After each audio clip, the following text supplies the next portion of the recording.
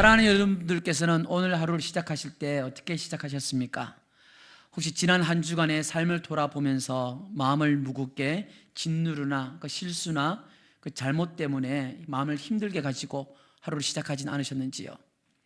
운전하다가 아차하는 순간에 다른 차를 긁을 뻔했던 아찔한 기억이나 아니면 무심코 던진 그 말 한마디가 누군가에게 깊은 상처를 주었다는 그 사실을 그 뒤늦게 깨달았을 때의 그 민망함들이 있을 수 있겠죠.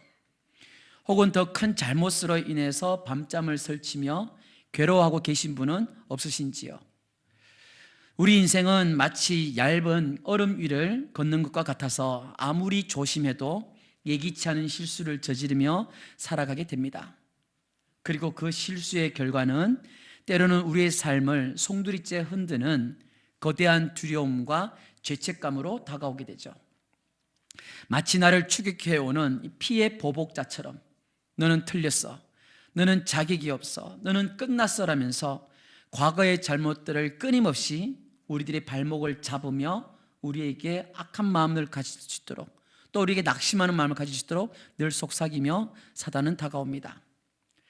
오늘 우리들이 함께 나눌 이 여호수아 20장의 말씀은 바로 이렇게 실수와 실패로 인해서 두려움과 걱정에 떨고 있는 우리들에게 하나님께서 마련해 주신 놀라운 은혜의 피난처에 관한 이야기입니다. 바로 도피성 제도이죠. 도피성은요, 민수기 35장, 신명기 19장에도 잘 기록되어져 있습니다. 자, 이 제도를 통해서 우리들의 실수를 용납하시는 그 하나님의 따뜻한 마음을 발견하고 우리들의 영원한 피난처가 어디인지를 깨닫게 될 것입니다. 오늘 말씀을 통해서 우리들을 짓누르는 모든 두려움과 정죄감에서 벗어나 참된 자유와 평안을 누리시는 우리 모두가 되시기를 주님의 이름으로 축복합니다. 자, 우리가 읽었던 오늘 본문 다시 한번 1절과 2절을 함께 읽어보도록 하겠습니다.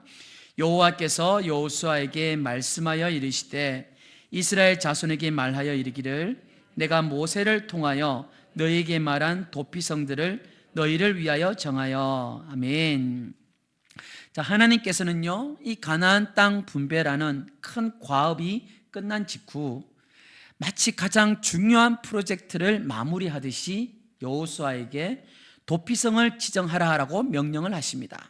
자, 그런데 이러한 명령을 왜 지금 내리고 있을까요? 왜 지금일까요? 이것은요, 하나님의 백성들이 살아갈 그 새로운 땅에서 가장 중요한 원리가 무엇인지를 보여주시기 위함인 것입니다. 그것이 무엇입니까? 바로 은혜라는 것이죠. 너희들은 하나님의 은혜로만 살아갈 수 있다는 것입니다. 여러분, 당시 고대 근동사회에는 눈에는 눈, 이에는 이로 대표되는 동태복수법이라는 법이 지배하던 사회였습니다. 자, 동태복수법이 무엇입니까? 고대 사회의 형벌 원칙으로서 피해자가 입은 손해나 상해를 가해자에게 정확하게 그대로 되갚는다는 의미를 담고 있는 용어이죠. 그러니까 인간의 가장 원초적인 심성에 호소하고 있는 법입니다.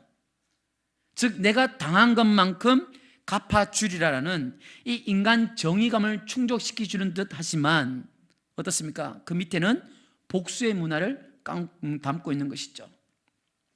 그래서 인간들은 내가 이만큼 아팠으니까 너도 그만큼 아파야 한다라는 교환의 공정성을 가지고 있었던 것입니다. 여러분, 우리도 그러하지 않습니까? 예전에 다들 한 번씩 경험해 보셨죠? 우리가 누구를 좋아하다가 실연을 당하면 어떻습니까? 석 달 열흘 동안 눈물 3바가지, 콧물 2바가지 우리는 흘리지 않습니까? 나는 이렇게 눈물을 흘리고 콧물을 흘리며 힘들게 살아가는데 너는 왜 행복해? 용납이 안 되는 거죠. 그래서 그 상대방도 눈물, 콧물 도합 5바가지는 흘려야 한다는 거죠. 누군가 우리 집 아이와 놀다가 우리 집 아이 머리를 찢어버렸다, 이렇게 찢어지게 했다, 상처를 입혔다. 그러면 그 집 아이도 똑같이 그 길이만큼, 그 깊이만큼 찢어라는 것입니다. 그래서 내가 받은 피해만큼 상대방에게 그대로 갚아주는 것이 정의라고 얘기했던 것이죠. 그러나 여러분, 이게 얼마나 웃긴 모습입니까? 우리 자녀들을 여러분 집에서 키울 때 이럴 때가 있죠. 좁은 집에서 같이 지내다가 보니까 지나가면서 툭툭 부딪힐 때가 있잖아요. 그러면 기분 나쁘면 왜 부딪혀? 그러면서 한 대 툭 때립니다. 그럼 그렇게 끝이 납니까? 아니죠. 왜 때려? 하면서 그 상대방도 또 때립니다. 그럼 맞은 아이는 왜? 그래서 또 때리죠. 때리고 그렇게 서로가 서로에게 치고 때리고 그러다 보면 그걸 지켜보던 아빠 엄마가 뭐해? 그러면서 소리를 또 버럭 지르게 되죠. 결국엔 자녀들도 서로 마음 상하고요, 그걸 지켜보던 부모님도 쟤네들이 왜 저렇게 사랑이 없을까? 왜 사이좋게 잘 지내지 못할까라면서 탄식을 하며 한숨을 내뱉지 않습니까? 즉 여러분, 동태복수법이라는 것은 인간 사회에서 참 공정할 줄 알았지만 그 마음에는 사랑이 아닌 복수심이 깔려져 있더라는 거죠. 그런데 이게 여러분, 문화적 관행을 넘어서서 3700년 전에는 하무라비 법전에도 제정되기도 하였습니다. 그래서 196조에는 눈에는 눈을, 197조에는 뼈에는 뼈를, 200조에는 이에는 이를 이라고 법적 정의로 규정을 하고 있죠. 서로가 서로에게 씨가 마를 때까지 이 악순환의 고리를 벗어나지 못했던 것입니다. 자, 이것이 그 시대에만 있었느냐? 아니죠, 여러분. 세월이 흘러가면서 인간이 발전하고 인간이 성숙해지고 문화가 발전하고 기술이 발전하면서 이런 법은 좀 사라질 줄 알았는데 아닙니다. 이런 문화는요, 나치, 파시즘, 그리고 중동에서 일어나는 분쟁 등등 20세기 모든 갈등의 장면에서 소멸한 적이 없습니다. 그런데 이 문화를 단절하고자 선언을 하신 분이 계시죠. 누구입니까? 바로 예수 그리스도이시죠. 마태복음 5장 38절 39절을 우리 함께 같이 읽어보겠습니다. 또 눈은 눈으로 이는 이로 갚으라 하였다는 것을 너희가 들었으나 나는 너희에게 이르노니 악한 자를 대적하지 말라. 누구든지 내 오른편 뺨을 치거든 왼편도 돌려대며, 할렐루야, 너의 오른편을 때리면 왼편도 돌려대라는 것입니다. 왼편도 들이대라는 것이죠. 여러분, 세상은 그렇지 않잖아요. 누군가 내 오른편 뺨을 때렸다? 그럼 국번 없이 112에 전화하지 않습니까? 누가 왼편을 갖다 댑니까? 예수님의 마음은 다르다는 겁니다.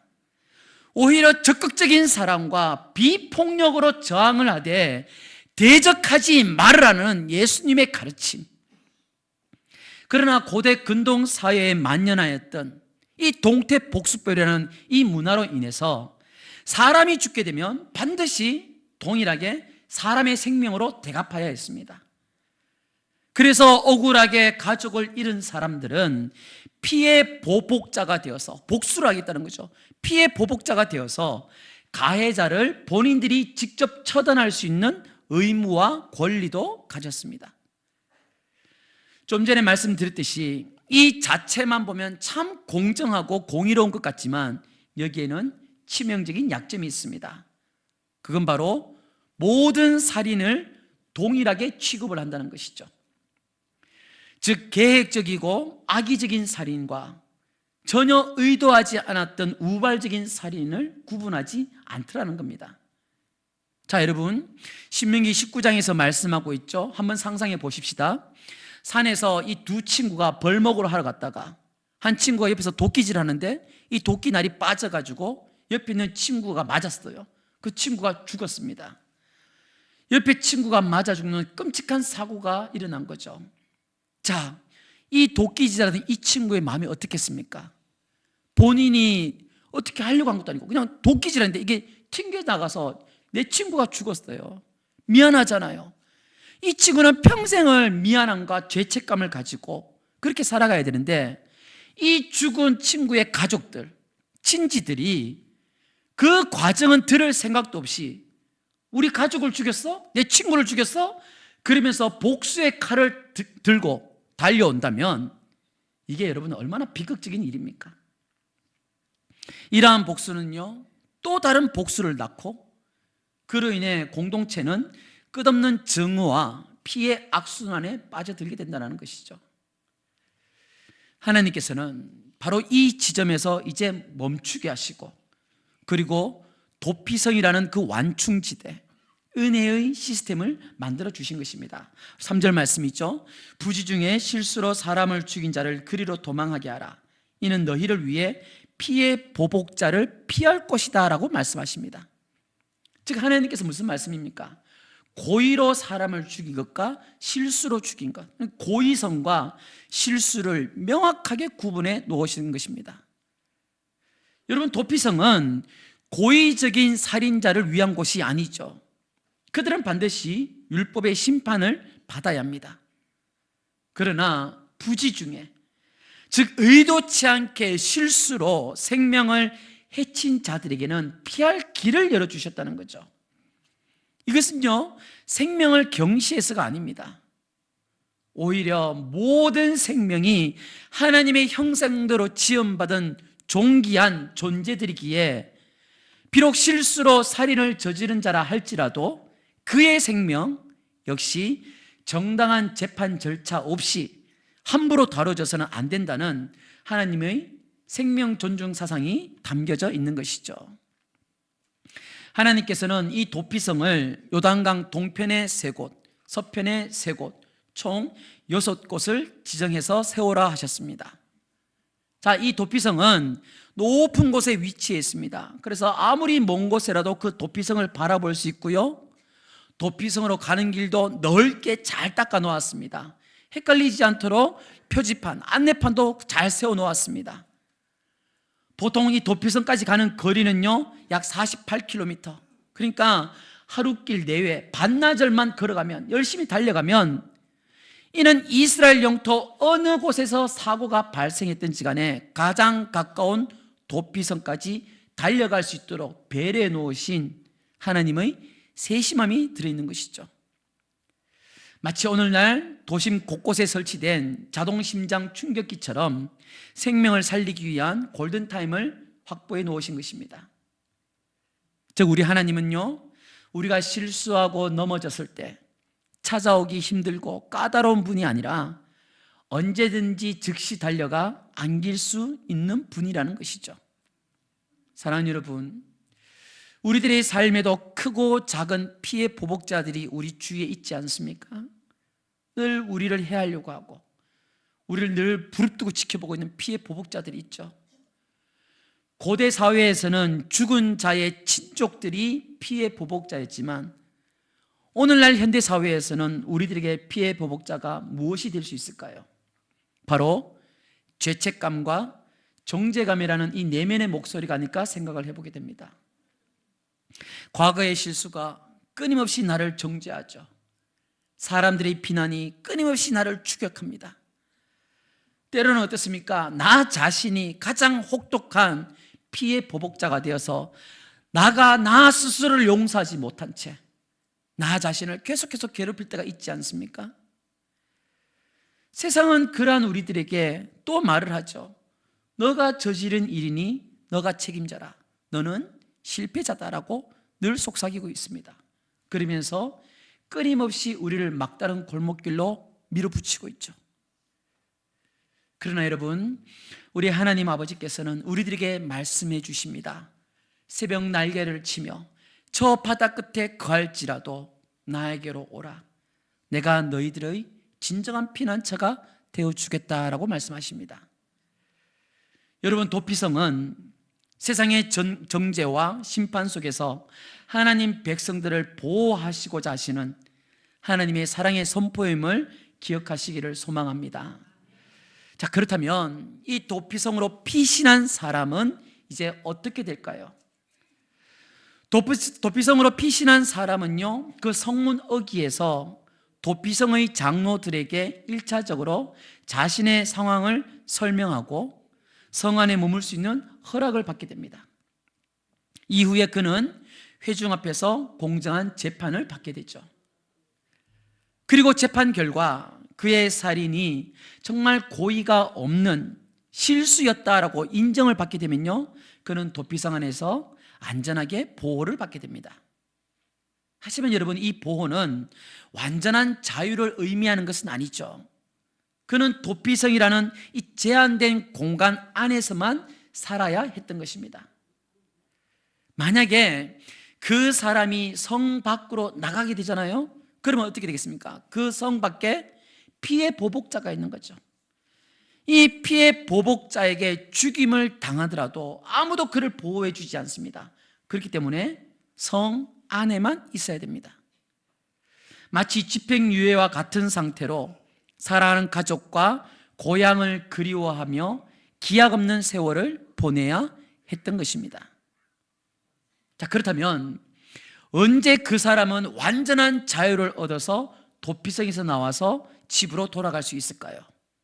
오늘 본문 6절에서 그 해답을 알려주고 있고요, 민수기 35장 28절을 보시면 더 상세하게 알려주고 있습니다. 우리 함께 같이 읽어보겠습니다. 이는 살인자가 대제사장이 죽기까지 그 도피성에 머물러야 할 것임이라. 대제사장이 죽은 후에는 그 살인자가 자기 소유의 땅으로 돌아갈 수 있느니라. 아멘. 여러분, 말씀을 읽어보니까 참 이상하지 않습니까? 왜 하필 대제사장이 죽어야 오살자, 그러니까 실수로 사람을 죽인 자가 자유를 누릴 수 있습니까? 왜 하필 대제사장이어야 합니까? 다른 형태나 다른 물건이나 다른 사람이어도 될 텐데 왜 대제사장일까요? 여러분, 여기에는 구약 성경 전체를 관통하는 놀라운 복음의 비밀이 숨겨져 있죠. 대제사장은요, 이스라엘 전체를 대표하여 하나님 앞에 서는 유일한 사람이었습니다. 그의 삶과 죽음은 개인의 것만이 아니라 공동체 전체와 연결된 상징적인 의미를 가졌던 것이죠.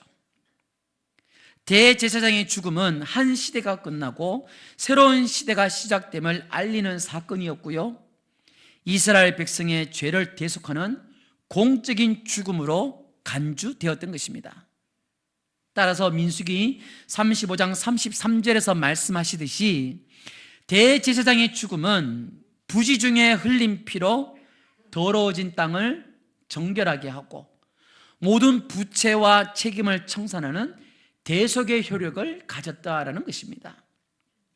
그 결과 이 도피성에 갇혀있던 이 오살자, 실수로 사람을 죽인 사람은요, 더 이상 피의 빚에 얽매이지 않고 자유롭게 고향으로 돌아갈 수 있게 되었다는 것이죠. 자, 대제사장의 죽음으로 말미암아 이 사람은 자유함을 누릴 수 있습니다. 대제사장의 죽음으로 말미암아 도피성에서 나와서 가족들을 만나러 갈 수 있고 고향으로 갈 수 있다는 것이죠. 대제사장이 죽어야 합니다. 여러분, 이 대제사장의 모습에서 우리는 누구를 떠올릴 수 있습니까?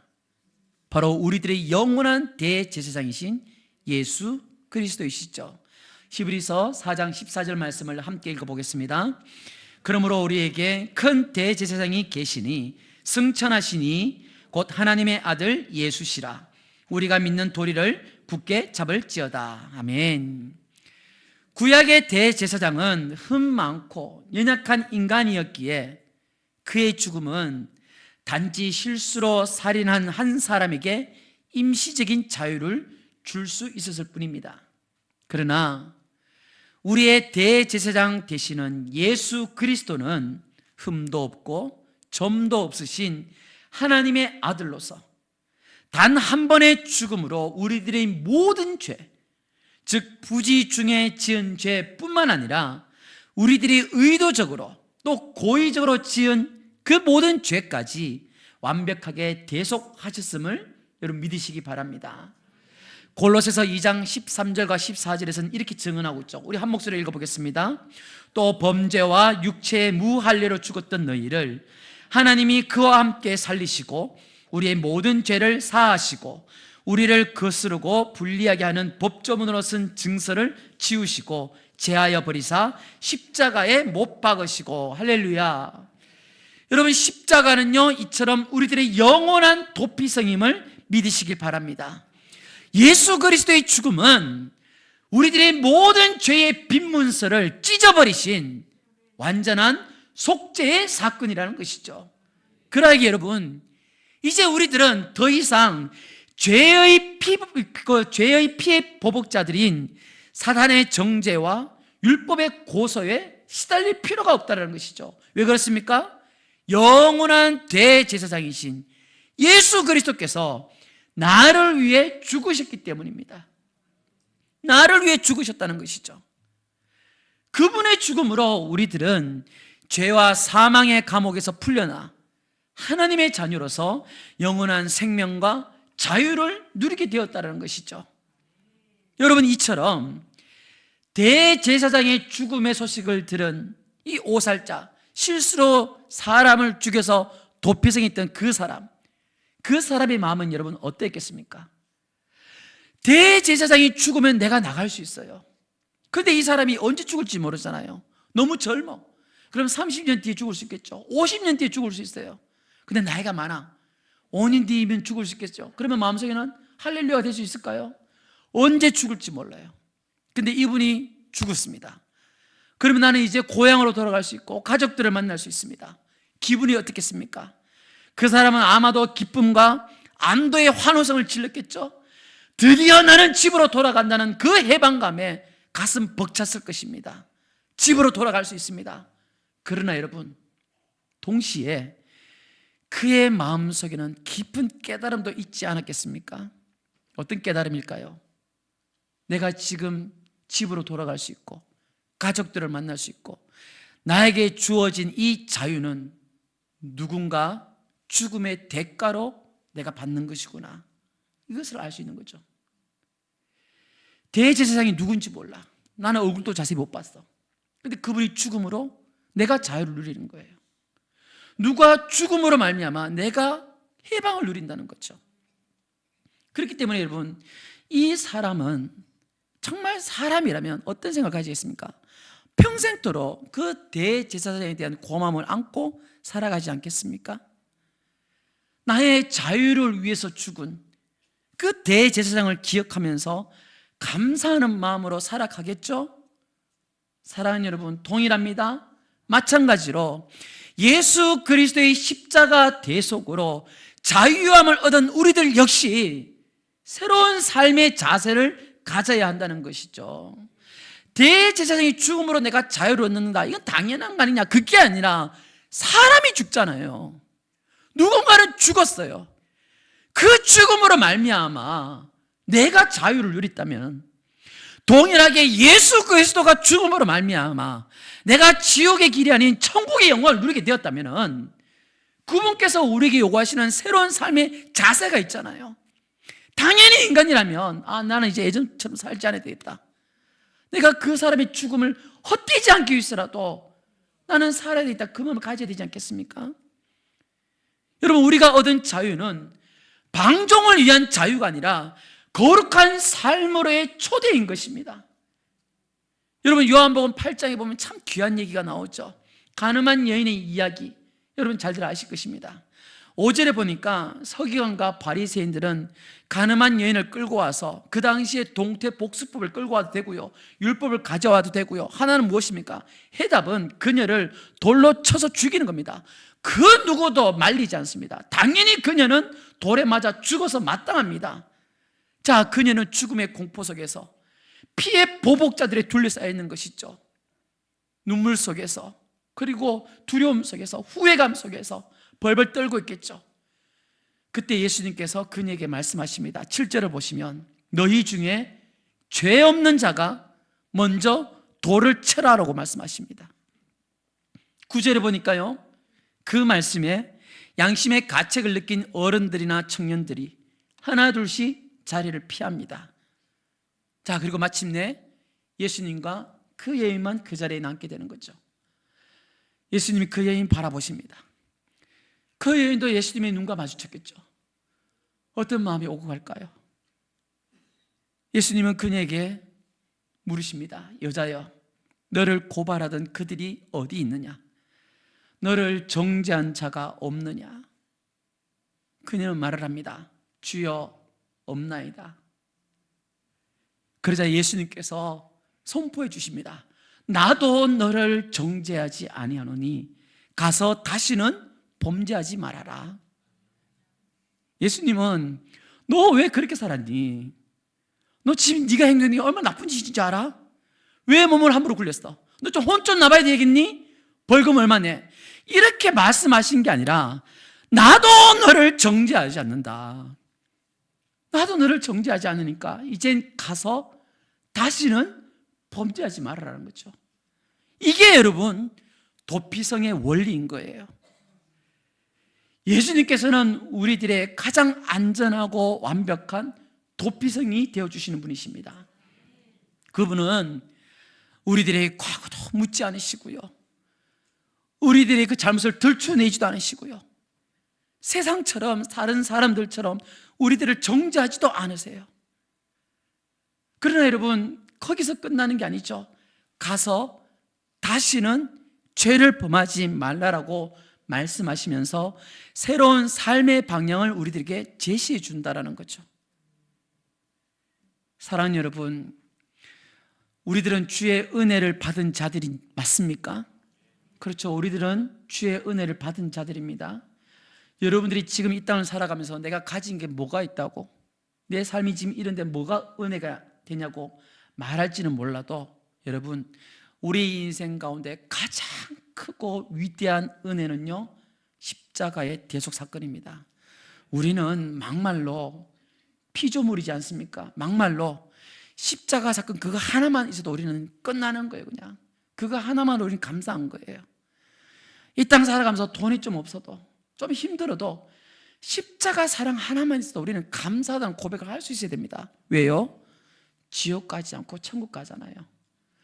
천국 가서 영원히 이 땅에서 우리가 100년 좀 힘들지 몰라도 그 땅에서는 영원히 주님 무릎 앞에서 뛰어놀 수 있는 자들이잖아요. 그렇기 때문에 우리는 다 은혜를 받은 자들입니다. 자, 여러분, 우리가 은혜를 받은 자들이라면, 우리가 받은 은혜가 진짜라면은 그 자유는 우리들을 다시 죄의 자리로 이끌어가는 것이 아니라 죄를 멀리하고 하나님의 뜻을 따라 살아가도록 이끌어주는 것임을 믿습니다. 로마서 6장 1절과 2절에 있는 말씀, 그런즉 우리가 무슨 말을 하리요? 은혜를 더하게 하려고 죄에 거하겠느냐?